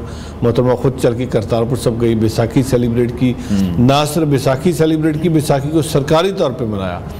हमारा जो बजट है माइनॉरिटी का, नॉर्मली मैं अक्सर हंसता हूँ कि जब मैं आया था तो मुझे ये कहा जाता है ये लावारस डिपार्टमेंट है, बट मोहतरमा ने आके कहा ये लावारस नहीं, इसके वारस है। और इस दफ़ा आलमोस्ट 188% बजट मेरा इंक्रीज़ किया गया और ये किसी भी डिपार्टमेंट के जो सबसे ज्यादा इंक्रीमेंट है उसमें मेरा डिपार्टमेंट। ठीक है, तो आप किस तरह से देख रहे हैं अक़लियतों को? पाकिस्तान में जो तमाम आईनी हुकूक हैं, समाजी हुकूक हैं, वो हासिल हैं, उनमें दरपेश जो रुकावटें हैं, जो चैलेंजेस हैं, अभी आपने क्या देखा है, वो क्या है? उसको ओवरकम करने के लिए कौन से प्लेटफॉर्म्स हमारे पास मौजूद हैं? देखिए, मिनिस्ट्री ऑफ ह्यूमन राइट्स तो है, ये मेरा department of minority and human rights का डिपार्टमेंट, हम तो काम करें, बट इसके साथ साथ बाकी भी हमारे जितने स्टेक होल्डर्स हैं वो सारे मिल के इस वक्त जो हमारे चैलेंज है माइनॉरिटी उनको एड्रेस करता है। पिछले दिनों आपने देखा सरगोदा के अंदर एक वाक़या हुआ, उससे पहले हम जड़ामाला वाला वाक़या भुगत चुके थे, लेकिन सरगोदा वाले वाक़या में मैं उस वक्त की हमारी जो इंतज़ामिया है उनको अप्रिशिएट करता हूँ, RPO सबको अप्रिशिएट करता हूँ। पुलिस ढाल बनी और को बहुत बड़ा नुकसान होने से बचाया, तो ये है। बट उसके साथ साथ एक माइंड सेट भी है यहाँ पे, और वो माइंड सेट की वजह से पाकिस्तान की बदनामी हो रही है। पाकिस्तान का नाम इंटरनेशनल सतह पे बड़ा बदनाम होता है और हमें अक़लियत दोस्त नहीं कहते, जबकि हमारी पॉलिसी, हुकूमत पंजाब की पॉलिसी अक़लियत दोस्त की है। सो हमें सबको मिल के थ्रू इंटरफेथ डायलॉग के हमें सबको साथ लेके चलना होगा। इसमें हमारे उलमा इकराम का बड़ा की रोल है, मसाजिद से जो ऐलान होते हैं उनमें बड़ा की रोल है, एकेडेमिया का बड़ा रोल है, रिसर्च का बड़ा की रोल है। और फिर सबसे बड़ी बात जो हमारा इस वक्त करिकुलम है, करिकुलम के अंदर अगर कोई ऐसी चीज़ें हैं तो उसको देखने की ज़रूरत है, उसको रिविजिट करने की ज़रूरत है, क्योंकि करिकुलम बुनियाद है आपकी इस तासुब की, करिकुलम बुनियाद है इस मोहब्बत की, दुश्मन की। तो हम अगर इस पे काम करते हैं, क्योंकि मैंने जिस तरह पहले अर्ज़ की कि धरती सबकी है, इस धरती पे एक नहीं है, ये धरती हम सब की है और हम सब ने इस धरती का बेड़ा उठाना है। पाकिस्तान के अंदर एक अच्छी चीज़ ये है, और मैं अक्सर इसका देता हूँ, बहुत सारे ममालिक के अंदर हम देखते हैं, ख़ासकर हमारे हमसाया ममालिक के अंदर स्टेट स्पॉन्सर्ड टेररिज्म हुई है अगेंस्ट द माइनॉरिटीज़ की परसिक्यूशन हुई है अनफॉर्चुनेटली।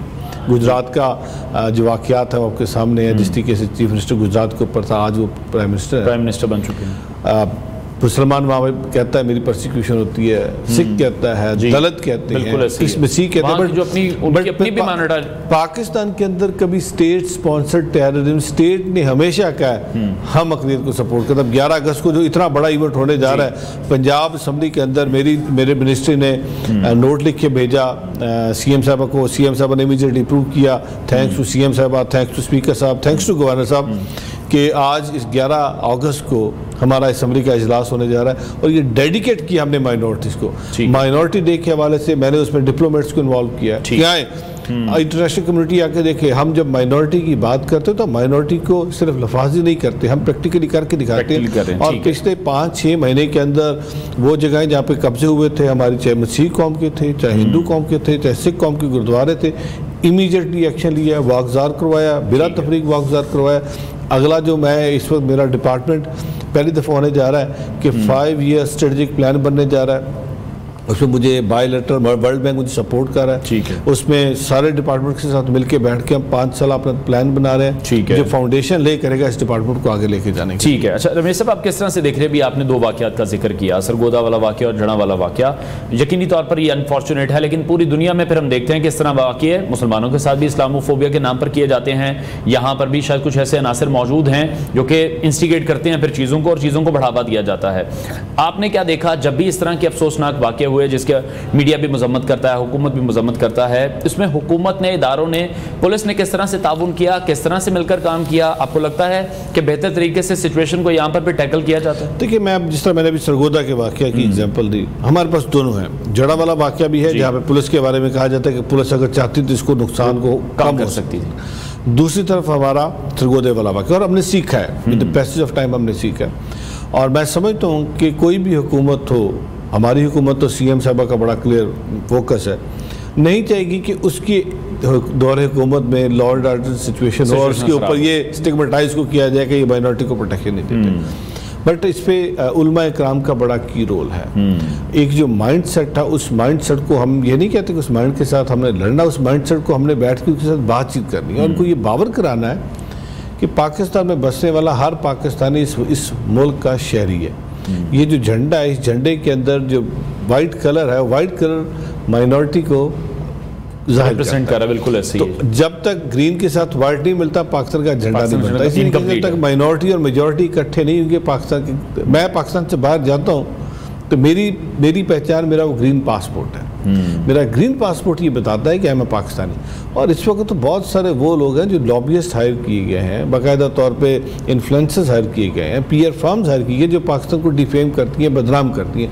अगर कोई ऐसा वाक़या होता है तो उसको इंटरनेशनली उछाला जाता है और पाकिस्तान को बदनाम किया जाता है। तो हमें अंडरस्टैंड करने की ज़रूरत है कि हम इस वक्त पॉवर्टी स्ट्रिकन एरिया में हैं, हम एक गरीब मुल्क हैं, हम ये अफोर्ड नहीं कर सकते कि दुनिया आए और हमारे ऊपर सेक्शंस लगा दे कि यहाँ पे माइनॉरिटी को प्रोटेक्शन नहीं है, यहाँ पे ह्यूमन राइट्स की वायलेशन होती है।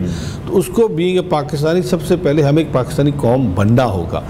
जब तक हम एक पाकिस्तानी कौम नहीं बनेंगे, अपने हालात खुद नहीं सुधारेंगे, तो ऊपर से कोई आके हमारे बिल्कुल। तो रमेश साहब, आप समझते हैं जिस तरह से यकीनी तौर पर उलमा का बहुत बड़ा किरदार है इस तमाम तर चीज़ों को बेहतर करने में, सिचुएशन को संभालने में। दूसरी तरफ आप ये समझते हैं कि जो दूसरे मजहबी रहनुमा हैं उन्हें भी चाहिए कि उन तमाम लोगों को भी गाइड किया जाए कि किसी के भी मजहब की बेहुरमती नहीं होनी चाहिए, किसी भी शख्सियत की बेहुरमती नहीं होनी चाहिए। जहाँ से हमने अमूमी तौर पर देखा कि इन वाक़यात का आगाज़ होता है या फिर बुनियाद बनाकर एक मॉब की सूरत में किसी भी इंसान पर अटैक कर दिया जाता है। I totally agree with you. ये किसी को हक नहीं है कि आप किसी के भी रिलीजियस सेंटिमेंट्स है उनको हर्ट करें, उनको हर्ट करें। बट कानून मौजूद है, अगर कोई ऐसा करता है तो कानून को हरकत में आना चाहिए, चाहे वो किसी भी धर्म से है, किसी भी मजहब से है, कानून हरकत में है। मुझे, आपको या किसी और को हक नहीं है कि हम किसी को पकड़े और कहें जी इसने ये गलत हरकत की, हम उसको मारना शुरू कर दें। मॉब लिंचिंग नहीं होनी चाहिए, लेकिन कानून की पासदारी, कानून की अमलदारी करने हर पाकिस्तान के शहरी का फ़र्क, और किसी को ही हक नहीं है। अगर मैं अपने उलमा कराम को कह रहा हूँ तो मैं दूसरी तरफ माइनॉरिटी के जो हमारे रिलीजियस प्रोमिनेंट पर्सनैलिटीज उनको भी रिक्वेस्ट करता हूँ, हमें सबको इकट्ठे बैठ के उलमा कराम के साथ बैठ के, ज्ञानी साहबान को बैठ के, हमारे बिशप साहबान को, मॉडरेटर साहबान को, पुजारी साहबान को, सबको मिलकर बैठ के फैसला करना होगा। ऑलरेडी हमने पैगाम पाकिस्तान के थ्रू, नेशनल एक्शन प्लान के थ्रू हमने पूरा एक अपने हिकमत अमली वाज़ा की है, ठीक है, कि हम पाकिस्तान में किस तरीके की इंटरवेंशन चाहते हैं ताकि पाकिस्तान के अंदर स्टेबिलिटी आए, पाकिस्तान के अंदर को एग्जिस्टेंस की बात हो, टॉलरेंस की बात हो, सोशल कोहेजन की बात हो। उसके लिए सबको मिलकर बैठ के काम करना पड़ेगा। लेकिन क्योंकि हमारे मुसलमान भाई तादाद में ज़्यादा हैं, उनको दिल बड़ा करना पड़ेगा, उनको माइनॉरिटी को छोटा भाई समझ के साथ लेके चलना पड़ेगा। मैं किसी को ये नहीं कहूँगा, किसी को इजाज़त नहीं होनी चाहिए कि आपके या मेरे जो रिलीजियस सेंटीमेंट्स हैं उनको हर्ट करें, किसी को हक नहीं चाहिए। लेकिन अगर कोई ऐसा करता है तो वो गुनाहगार है, उसको सजा मिलनी चाहिए। कानून की जो इम्प्लीमेंटेशन है वो यकीनी तौर पर होनी चाहिए। बहुत शुक्रिया सूबाई वज़ीर अक़लियती उमूर सरदार रमेश सिंह अरोड़ा साहब हमारे साथ इन कॉन्वर्सेशन थे। नाज़रीन, ब्रेक लेते हैं, ब्रेक के बाद आपको दोबारा ज्वाइन करेंगे।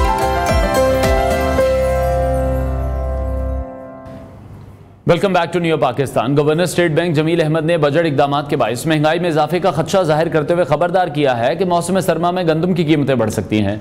Governor state bank Jameel Ahmad की कौमी असम्बली की कामा कमेटी खजाना को ब्रीफिंग देते हुए कहना था कि रवां साल 26.2 अरब डॉलर्स का कर्ज अदा करना है और 12.3 अरब डॉलर्स का कर्जा रोल ओवर हो जाएगा। उनका कहना था कि वजीर खजाना कह चुके हैं कि ये कर्ज रोल ओवर हो जाएंगे, बाकी 4 अरब डॉलर्स का कमर्शियल कर्जा है जो अदा कर दिया जाएगा और कमर्शियल कर्जा अदा करने के बाद वापस मिल जाएगा। उन्होंने कहा कि रवां साल 26 अरब में से बाकी 10 अरब डॉलर्स का कर्जा अदा करना होगा। 1.5 अरब डॉलर्स का कर्जा वापस कर दिया गया है, जबकि 8.5 अरब डॉलर्स का मजीद कर्जा अदा करना है। गवर्नर स्टेट बैंक ने मजीद कहा कि मुल्क के ज़र मुबादला के ज़खायर 9.1 अरब डॉलर्स हो चुके हैं और कर्जे अदा करने के लिए ज़र मुबादला के काफ़ी ज़खायर मौजूद हैं। उन्होंने कहा कि मशरिक़ वस्ता में जंग हुई तो तेल की कीमतों में भी इजाफा हो सकता है। जमील अहमद ने कहा कि महंगाई को कम करने के लिए इकदाम तो किए गए हैं और आइंदा साल महंगाई की शरह 5 से 7% तक रहेगी, जबकि दूसरी जानिब हुकूमत की जानिब से महंगाई के मारे अवाम पर एक और बिजली बॉम्ब गिरा दिया गया है और मुल्क में बिजली ₹2.56 फी यूनिट मजीद महंगी कर दी गई है। नेपरा ने इस हवाले से नोटिफिकेशन भी जारी कर दिया है। नोटिफिकेशन के मुताबिक बिजली कीमत में इजाफा जून की माहाना फ्यूल एडजस्टमेंट कीमत में किया गया है। लाइफ लाइन सार्फिन और के इलेक्ट्रिक सार्फिन पर इजाफे का इतलाक नहीं होगा। इस नोटिफिकेशन के मुताबिक अगस्त के बिजली के बिलों में सार्फिन को इजाफी अदायगियां भी करना होंगी। CPPA ने नेपरा से ₹2.63 फी यूनिट का इजाफा मांगा था। इसी हवाले से मजीद बात करेंगे माहिर मईशत डॉक्टर शाहिद हसन सिद्दीकी ने हमें ज्वाइन किया। डॉक्टर साहब, बहुत शुक्रिया आपके वक्त के लिए।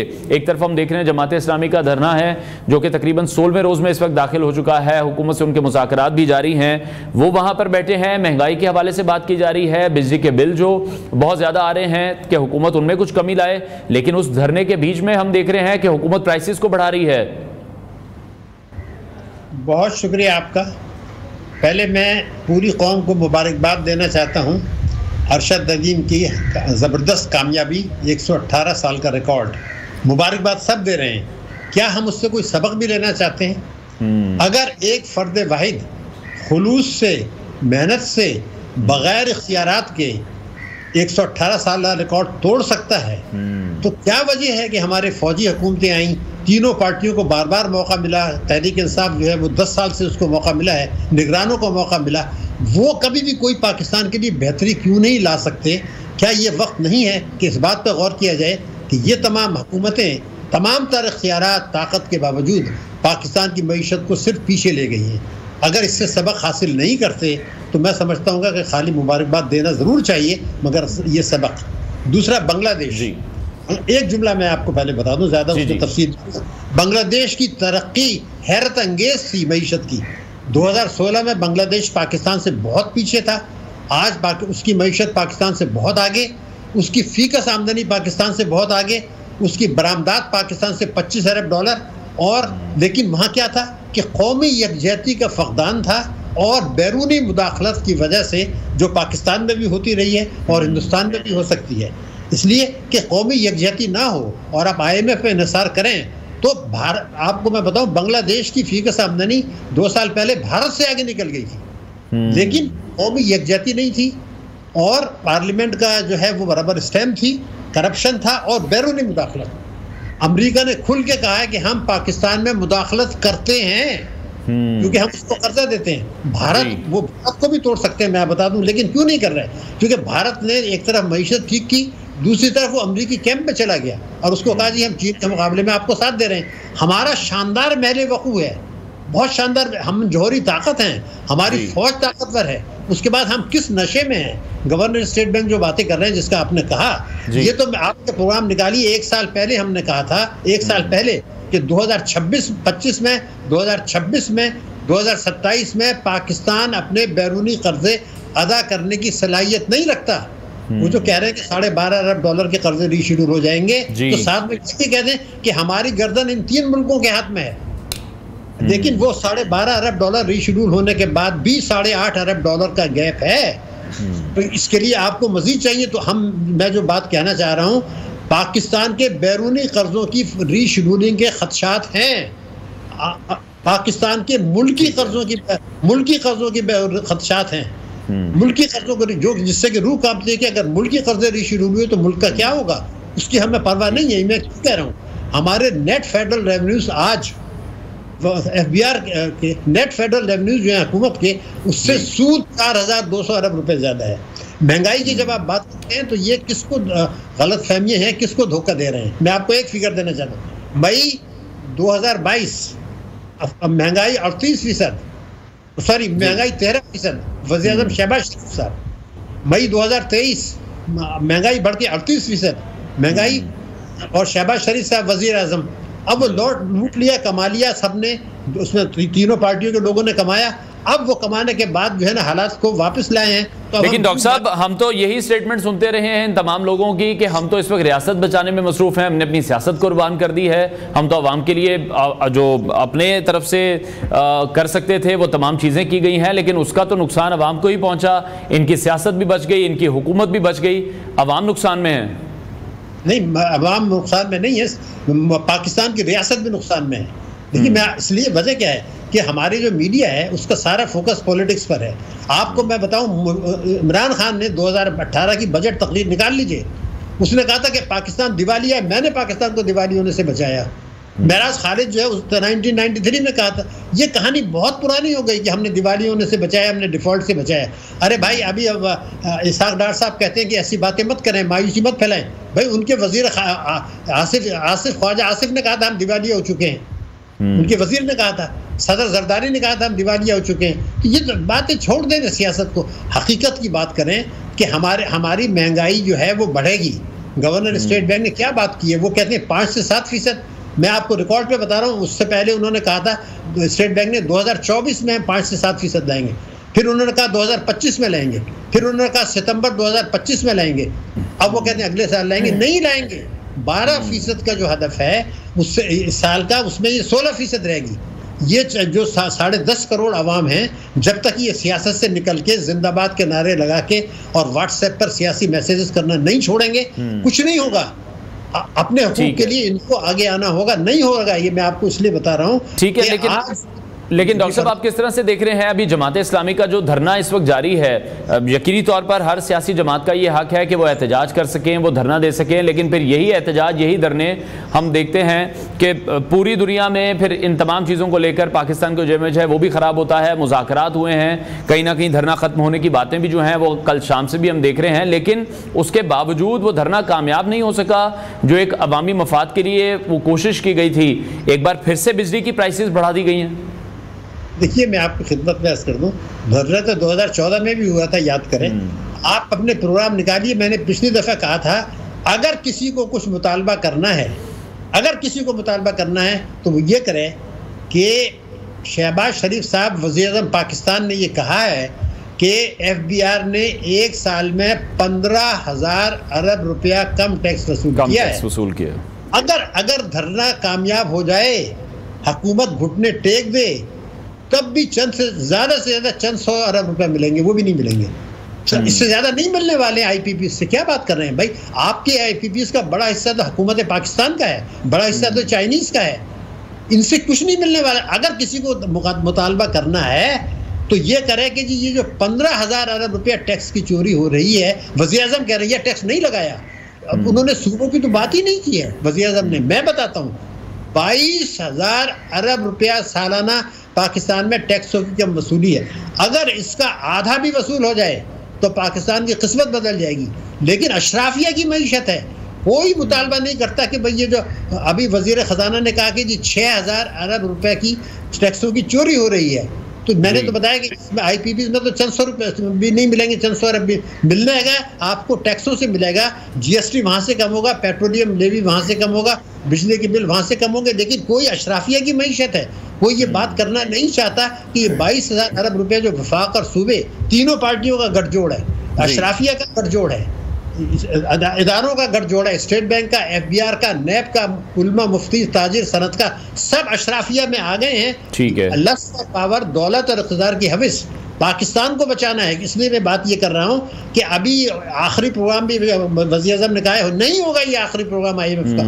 इस सितंबर 2027 के बाद फिर हम IMF के पास जाएंगे। उस वक्त तक चीन का मसला भी जो है वो तवाज़ुन ख़त्म हो चुका होगा। अमेरिका आपको इजाज़त नहीं देगा कि आप चीन भी आपको नहीं बचा सकेगा।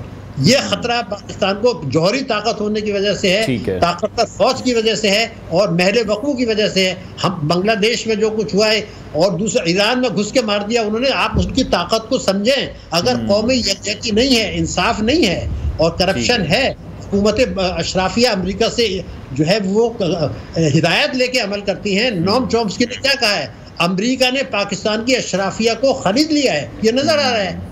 इस पर बात की जाए, अवाम को इस तरफ तवज्जो है। और डॉक्टर साहब दूसरी तरफ मशरिक वस्ता के भी जो हालात हैं वो भी हम देख रहे हैं कि आए रोज़ कशीदा हो रहे हैं। जिस तरह से आपने भी जिक्र किया है कि जिस तरह से ताकत का वहाँ इस्तेमाल किया गया, इस्माइल हनिया को जिस तरह से ईरान में शहीद किया गया, आप ये देख रहे हैं तेल की कीमतों में मजीद इजाफा हो सकता है। शॉर्ट कमेंट कीजिएगा, हमें ब्रेक की तरफ बढ़ना है। जी बिल्कुल इजाफे का खदशा है, बिजली के कर्ज से इजाफा होगा, रुपए की कदर गिरेगी। सबसे बाद मैं आपको बताऊं, इस साल पाकिस्तान में रुपए की कदर गिरेगी, तिजारती खसारा बढ़ेगा, जारी हिसाबात का खसारा बढ़ेगा, अफरात ज़र जो है वो हदफ से ज़्यादा रहेगा, मईशत की शरह नमू कम रहेगी। 26 मिलियन बच्चे, अगर 25A है जिसमें सुप्रीम कोर्ट की जिम्मेदारी थी, वो ये कहे कि 25A के तहत 26 मिलियन बच्चों को स्कूल जाना है, आप बजट में वो पैसा रखें 7%, अगर वो रख लें 2.5% सेहत पर रख लें तो फिर सारा मसला हल हो जाए। सुप्रीम कोर्ट ने भी नहीं किया, SIFC भी नहीं किया, तो आपके लिए खदशात ही खदशात हैं। हम सिर्फ सियासत की बातें कर रहे हैं, मईशत की बात करें, अवाम की बात करें। बहुत शुक्रिया माहिर मईशत डॉक्टर शाहिद हसन सिद्दीकी हमारे साथ इन कॉन्वर्सेशन थे। नाज़रीन ब्रेक लेते हैं, ब्रेक के बाद आपको दोबारा ज्वाइन करेंगे।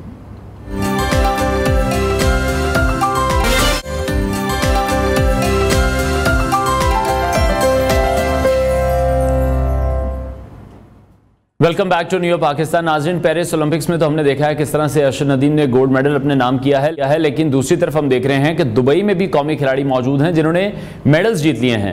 बन्नू से ताल्लुक़ रखने वाले एथलीट ने यह एजाज़ दुबई में होने वाली अल्टीमेट एथलेटिक्स रेस नाइट में हासिल किया है, जहां उन्होंने 5 मुख्तलिफ मुकाबलों में गोल्ड मेडल समेत 5 मेडल्स हासिल करके एक रिकॉर्ड भी कायम किया है। यह नौजवान पाकिस्तान में मजदूरी करता था, जबकि आजकल दुबई में एक फैक्ट्री में मुलाजमत कर रहा है।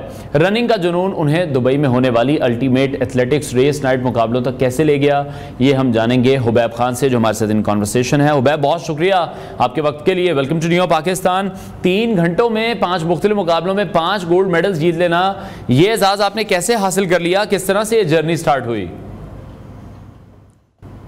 अस्सलाम वालेकुम। सबसे पहले मैं आपके न्यूज़ का बहुत शुक्रगुजार हूँ कि आप लोगों ने मुझे टाइम दिया है। ये बस किस्म रेस थे इसमें, मतलब स्प्रिंट रेसिस थे इसमें। स्प्रिंट रेसिस में जो आते हैं 100 मीटर है, 200 मीटर है, 400 मीटर है और इसके साथ साथ रिले रेस भी था और लॉन्ग जंप भी था। हमारा जो था पहले 100 मीटर रेस था, 100 मीटर में मैं सेकंड आया। इसके बाद लॉन्ग जंप था, लॉन्ग जंप में हमारे साथ एक इंडियन था और एक अरबी लड़का था, उसमें मैं 3rd पोजीशन पे आया। और इसके बाद जो था वो 200 मीटर था। मैं जब सेकंड आया तो सर ने मुझे बोला कि ये तो बहुत टफ प्लेयर है, आप मतलब इसमें फर्स्ट आओगे या सेकंड भी आओगे। मैंने उसको बोला ये जो 200 मीटर है ये मेरा अपना जुनून है, मैं 200 मीटर जो है वो मैं हर हाल में फर्स्ट आऊँगा। बस जिस तरह भी मुकाबला स्टार्ट हो गया तो अल्हम्दुलिल्लाह मैं डायरेक्ट से, मतलब जब स्टार्ट होते हैं तो मैं डायरेक्ट से निकल गया और अल्हम्दुलिल्लाह फिर उसमें फर्स्ट आया। फिर उसके साथ साथ 400 मीटर था, 400 मीटर में तो इस तरह बंद भी नहीं था कि वो मुझे मतलब सारे जितने भी बने थे सारे पीछे रह गए अल्हम्दुलिल्लाह, सारे को। ठीक है, ये अल्टीमेट एथलेटिक्स रेस नाइट मुकाबलों के बारे में हमें पहले थोड़ा सा बताइएगा, ये किस तरह के मुकाबले हैं? ये इंटरनेशनल प्लेयर थे उसमें, मतलब लोग भी थे, मोराको लोग भी थे और वो जो ब्लैक है केरला वाला लोग भी थे इसमें, मुख्तलिफ लोग थे इसमें। अच्छा, दौड़ने का जुनून आपको दुबई लेकर गया या फिर आप मजदूरी करते करते दुबई पहुंच गए? नहीं सर, मैं पाकिस्तान में भी दौड़ता था, लेकिन आर्मी के लिए भी दौड़ा था, वबडी के लिए भी दौड़ा था। जब इधर आ रहा था तो एक बंद था हमारा, काशिफ नाम था उसका, उसने नंबर दिया इधर उमर भाई का। फिर मैंने उनसे रब्ता किया जब मैं इधर आ रहा था, बस मैं उसमें कांटेक्ट में था। जब मैं इधर विजिट पे आया था 22 सितंबर पे आया था, अभी 22 सितंबर आ रहा है, मेरा साल पूरा होने वाला है। बस उनसे मैं रब्ते में था, उसने मुझे इनवाइट किया अपने टीम में और बस अबू धाबी में कंपटीशन था, उसमें मैं 3rd आया। जब मैंने ये माहौल देखा तो मुझे बहुत अच्छा लगा। फिर और भी जनों ने, मैंने सोचा कि बस इंशाल्लाह और भी मैं कोशिश करूँगा बस। तो फिर इसके साथ साथ मेरा इधर वीज़ा लग गया, जीपी कंपनी है जनरल पेट्रोलियम, उसमें मेरा वीज़ा लग गया कंपनी का। फिर तो इतना टाइम नहीं मिलता है, अभी 12 घंटे ड्यूटी है, तो फिर भी अल्हम्दुलिल्लाह मैं 1-2 घंटा इसके लिए निकलता हूँ। ठीक है। अच्छा, तो फैक्ट्री में काम आप करते हैं तो अपने फिर इस जुनून के लिए वक्त कैसे निकाल लेते हैं? बस ये तो जब मैं जिस तरह आता हूँ बस, और फिर नहाता हूँ, फिर इसके लिए डायरेक्ट मैं जो है ना ट्रेनिंग वगैरह करता हूँ, 1-2 घंटे निकालता हूँ। बस टाइम नहीं मिलता, लेकिन फिर भी मैं कोशिश करता हूँ कि इधर जो है ना टफ लोग इंटरनेशनल प्लेयर है, तो इसके लिए मतलब प्रैक्टिस जो है वो होना ज़रूरी है यहाँ पे। ठीक है, तो एक एथलीट के लिए आप किस तरह से देखते हैं अपनी फिटनेस और फिर डाइट का बहुत ज़्यादा ख्याल भी रखना पड़ता है, तो फिर क्या जो कमाते हैं खुद पर ही लगा देते हैं या फिर घर में भी कुछ भेजते हैं? नहीं सर, घर में भी बेचता हूँ, मतलब इधर तो मेरा अभी 1100 सैलरी है अल्हम्दुलिल्लाह। मैंने निबोल भी कंप्लीट किया है इंटरनेशनल यूनिवर्सिटी इस्लामाबाद से, और इसके साथ साथ मैंने अपने बर्न में जो हमारा जीपीजीसी कॉलेज था उनसे मैंने बीएस कंप्लीट किया, लेकिन उसमें मैंने एडी किया, फोर्थ ईयर कंप्लीट किया, फिर इधर आया क्योंकि माँ बाप ने बोला कि बस तुम जाओ, अभी इधर हमारा गुजारा नहीं होता, तो फिर मैं इधर आ गया। ठीक है, बहुत शुक्रिया। हुबैब खान हमारे साथ इन कॉन्वर्सेशन थे और बड़ी ज़बरदस्त इनकी जर्नी भी जारी है, और जिस तरह से गोल्ड मेडल्स ये जीत रहे हैं, एजाज़ अपने नाम कर रहे हैं। अल्टीमेट एथलेटिक्स रेस नाइट मुकाबलों के बारे में भी उन्होंने हमें डिटेल से बताया है कि किस तरह से वो वहाँ पर मजदूरी भी कर रहे हैं, साथ साथ अपना ये जो शौक है, ये जो पैशन है, इसको भी कंटिन्यू कर रहे हैं। हमारी बेस्ट विशेज़ हैं हुबैब आपके लिए। ब्रेक लेते हैं नाजरीन, ब्रेक के बाद आपको दोबारा ज्वाइन करेंगे। Welcome back to new Pakistan. नाज़रीन, हम बालों को गिरने से बचाने के लिए मुख्तलिफ इक़साम के तेल और बाज़ औक़ात दवाओं का इस्तेमाल शुरू करते हैं। क्या आपने कभी सोचा है कि आपके बाल क्यों गिरते हैं? हम में से ज़्यादातर लोग अपने बालों के गिरने की बुनियादी वजह जाने बगैर मुख्तलिफ इक़साम के तेल इस्तेमाल करना शुरू कर देते हैं, मुख्तलिफ तरह के टोटके इस्तेमाल करना शुरू कर देते हैं। डाईहाइड्रो टेस्टोस्टेरॉन DHT एक ऐसा हार्मोन है जो बालों के गिरने का बाइस बन सकता है, और हालिया तहकीक से पता चला है कि मखसूस ग़ज़ाएँ और ग़ज़ाई अज्जा DHT की पैदावार के अमल को कम करके बालों को गिरने से बचा सकती हैं। बहरहाल जहनी तनाव, नाकिस खुराक, आलूदगी और मेटाबॉलिक डिसऑर्डर दीगर अवामिल बालों की गिरने की वजूहात भी हो सकते हैं। इस मसले को खुराक की मदद से कैसे हल किया जा सकता है, इस हवाले से बात करने के लिए हमारे ग़िज़ाइयत हमारे साथ स्टूडियोज़ में मौजूद हैं समन इश्तियाक साहिबा। समन, बहुत शुक्रिया आपके वक्त के लिए। Welcome to new Pakistan. ग़िज़ाइयत की कमी के हवाले से हम बात कर रहे हैं। जब भी बाल गिरने शुरू होते हैं, हमारी सबसे पहले कोशिश होती है कि हम ऑयलिंग स्टार्ट कर दें या डिफरेंट तरीके के जो टोटके हैं वो अपने बालों में लगाना शुरू कर दें। लेकिन जो एक अंदर से हीलिंग प्रोसेस है जो डाइट के थ्रू होना है, उसकी तरफ हम ध्यान नहीं देते। बिल्कुल ऐसी है। अच्छा अनवर, सबसे ज्यादा ये तो आजकल हेयर फॉल हर दूसरे बंदे का इशू है, जिसे सुन ले उसको होता है कि हेयर फॉल हमारा हो रहा है। सबसे ज्यादा जो प्रॉब्लम आती है ना, वो इसमें आता है कि हम उस चीज को रूल आउट नहीं करते कि हम घर में ही टोटके करना शुरू कर देते हैं, या समटाइम्स आपका जो हेयर फॉल है वो न्यूट्रिशनल डेफिशिएंसी से हो सकता है, बट समटाइम्स जेनेटिकली भी होता है, डिप्रेशन हो सकता है, एंजाइटी हो सकती है, आपके हम डिफरेंट केमिकल्स लगा रहे होते हैं, हेयर डाई करवा रहे हैं, ट्रीटमेंट्स करवा रहे हैं, केराटिन, डिफरेंट मल्टीपल जो हम ट्रीटमेंट्स करवाते हैं उसका केमिकल का साइड इफेक्ट हो सकता है। इसके अलावा आपका थायराइड हार्मोन जो होता है, आपके हार्मोन्स का आपके हेयर फॉल हो सकता है। तो सबसे पहले इंपॉर्टेंट है कि आप अपने टेस्ट करवाएं, जिसमें आप अपना आयरन का टेस्ट करवा सकते हैं, आप अपने थायराइड का TSH वो करवा सकते हैं, फेराटिन, विटामिन D, ये तमाम टेस्ट जब आप करवाते हैं उससे हम एवेलुएट कर लेते हैं कि हेयर फॉल क्यों हो रहा है, फिर उस चीज पे काम करना चाहिए। और उसके लिए सबसे इंपॉर्टेंट ये है कि अगर आपका हेयर फॉल हो रहा है तो हम घर पे ट्रीटमेंट कर लेते हैं, लेकिन सबसे पहले इंपॉर्टेंट है कि आप किसी डर्मेटोलॉजिस्ट को कंसल्ट करें जो आपके रूट कोज को रूल आउट करे।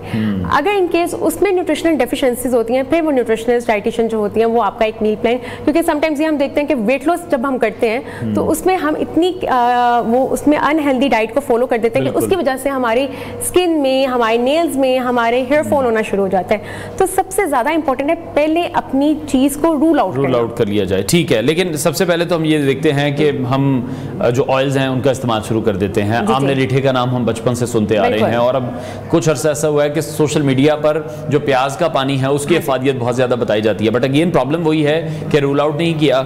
ये जो टेस्ट आपने बताए हैं, एक आयरन का है, TSH है, विटामिन D है, यहाँ पर तो लोग इतनी डेडली डिसीज हो जाती है उसके बाद कहीं जाकर टेस्ट करवाते हैं। तो बालों का ख्याल रखने के लिए आपको लगता है कि लोग टेस्ट करवाते होंगे या करवाएंगे? अच्छा अनवर, यहाँ पे सबसे ज्यादा इंपॉर्टेंट ये है कि हमारी पॉपुलेशन में हम कहते हैं कि हमें टेस्ट नहीं करवाना। जब भी हम रिकमेंड करके देते हैं तो हम आप जब उनकी हिस्ट्री लेते हैं तो उनकी डाइट में इतना जंक फूड होता है, इतना डाइन आउट होता है कि हमारी प्रायोरिटीज है ना कि हमने टेस्ट नहीं करवाना। एक 600 का CBC नहीं हम करवाते, उसकी प्रायोरिटी नहीं रखते हैं हम, लेकिन हम बाई का जंक फूड खा लेते हैं। तो अगर आपने टेस्ट नहीं भी करवाना, मेन CBC तो 600 का जो होता है, जिसमें आप HP लेवल्स देख लेते हैं। आयरन जो है वो बहुत इंपॉर्टेंट है आपका, क्योंकि आपका जब तक ब्लड फ्लो अच्छा नहीं होगा आपके हेयर फॉलिकल्स नहीं स्ट्रॉन्ग होंगे। जब तक आपके हेयर्स को अच्छा ब्लड फ्लो नहीं मिलेगा उनकी ग्रोथ नहीं होगी। तो सबसे ज्यादा इंपॉर्टेंट है उनको रूल आउट करवाना। उसके बाद इंपॉर्टेंट है कि जो आप डाइट ले रहे हैं उसमें क्या क्या है, क्या बायोटिन है, क्योंकि वो आपकी एक विटामिन है जो आपकी आजकल आप देख रहे होंगे सप्लीमेंट्स आ गए डिफरेंट, जिसमें लिखा होता है कि बायोटिन आपने लेना है, इसमें जिंक है, डिफरेंट मैग्नीशियम है, विटामिन D है। तो फिर उसके बाद इंपॉर्टेंट ये होता है कि आप बायोटिन जो ले रहे हैं वो कितनी डोज में ले रहे हैं, किन सूरतों में ले रहे हैं। तो सबसे पहले इंपॉर्टेंट है बायोटिन का लेना। बायोटिन आपको आपकी जितने भी ऑर्गन मीट्स हैं उनसे मिल सकता है, आपके डिफरेंट नट्स से मिल जाता है, सीड से मिल जाता है। उसके बाद इंपॉर्टेंट है प्रोटीन। प्रोटीन आपके हेयर्स को थिक रखती है, स्मूथ रखती है, शाइनी रखती है। प्रोटीन आपको अंडा की, माची, कनिया, जितने ये सोर्सेज हैं प्रोटीन के, दालों से, इनसे मिल जाता है। उसके बाद आ जाता है आपका आयरन। जितनी हरी पत्तों वाली सब्जियां हैं, आयरन के साथ आपको जो है आप ऑर्गन मीट जो कलेजी वगैरह होती है इसका इस्तेमाल कर सकते हैं। आयरन के साथ विटामिन C, वो हम रिकमेंड करते हैं कि आयरन के एब्जॉर्प्शन विटामिन C करवाता है, जितने फ्रूट्स, ये सारी चीजें। उसके बाद अगेन मॉडरेशन में, क्योंकि फिर इनका भी ज्यादा इस्तेमाल आपको दूसरी बीमारियों की तरफ ले जाता है। बिल्कुल, जब भी आप किसी चीज का एक्सेस अमाउंट में यूज करेंगे, किसी हेल्दी चीज का, मैं हमेशा बताती हूँ, किसी हेल्दी चीज का भी इस्तेमाल करेंगे तो वो आपको साइड इफेक्ट करेगा जब आपकी बॉडी में एक्सेस अमाउंट में चला जाएगा। सो ये है कि आप अपने डर्मेटोलॉजिस्ट या डाइटिशियन से उसका एक प्रॉपर प्लान बना के उसकी डोज को सेट करवा के वो आप वंस अ डे इस्तेमाल कर सकते हैं। अच्छा, DHT जो एक रिसेंट रिसर्च है उसमें कहा जा रहा है कि एक ऐसा हार्मोन है जो हमारे बालों के गिरने का बाइस है, ये किस तरह से डेवलप हो जाता है या फिर इसको कौन सी ग़िज़ाओं से कंट्रोल किया जा सकता है? अच्छा अनवर, बेसिकली DHT है डाईहाइड्रोटेस्टोस्टेरोन।